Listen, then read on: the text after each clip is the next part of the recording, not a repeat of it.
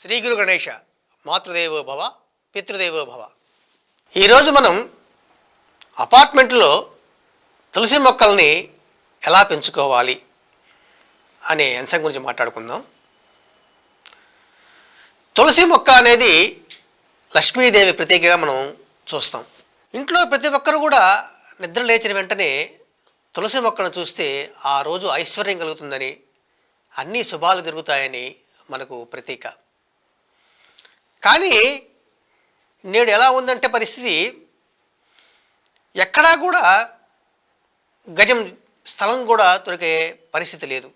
ముఖ్యంగా పట్టణ ప్రాంతాల్లో ఒక గజం స్థలం కొనాలంటే కొన్ని వేలు లక్షలు ఖర్చు పెట్టాల్సిన పరిస్థితి. అదే పల్లెటూరులో అనుకోండి, చాలా విశాలమైనటువంటి పెద్ద పెద్ద ఇళ్ళు ఉంటాయి.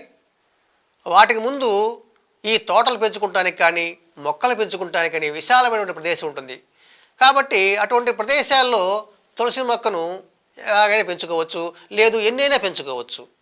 కానీ ఇక్కడ సమస్యలు ఏమిటంటే, ప్రతిరోజు నిద్రలేచి తులసమ్మ వారిని చూడాలంటే మరి పట్టణవాసుల పరిస్థితి ఏమిటి అనేది వస్తే, మన పట్టణాల్లో అంతా కూడా కల్చర్ అనేది పెరిగిపోయి అంత అధునాతనమైనటువంటి పరిస్థితులు, ఆధునిక టెక్నాలజీలతోటి కుంచుకుపోయి అపార్ట్మెంట్ సంస్కృతి అనేది ఏర్పడింది. ఎప్పుడైతే అపార్ట్మెంట్ సంస్కృతి అనేది ఏర్పడిందో, ఒకదాని పక్కన ఒకటి, మేడ పైన ఒక మేడ, ఇలా ఎన్ని అంతస్తులు కావాలంటే అన్ని అంతస్తులు లేపుకుంటూ వెళ్ళిపోతున్నారు. వాటికి ముందు ఎక్కడా కూడా జాగాలు అనేవి ఉండవు, అంటే ఖాళీ ప్రదేశాలు అనేవి ఉండవు. అసలు అపార్ట్మెంట్ అంటేనే మనది కాదు. ఎందుకంటే ఒక అపార్ట్మెంట్లో 15-20 అపార్ట్మెంట్ ఉంటే దాంట్లో మనకు వచ్చే వాటా 10 గజాలు 15 గజాలు కింద వాటా ఇస్తారు. మరి ఆ 15 గజాల వాటా ఎక్కడుంది అంటే మనం చెప్పలేం. ఎందుకంటే అన్న మొత్తం స్థలం మీద మనకి ఇచ్చే వాటా అది ఖచ్చితంగా ఇది మిద్దంగా ఇది అని మనం చెప్పలేం. అలాగే అక్కడ తీసుకుంటే అపార్ట్మెంట్లో పైన మనది కాదు, ఎందుకంటే పై వాడికి కింద వాడికి మనకు కలిపి స్లాబ్లో ఒకటే ఉంటుంది వాటా.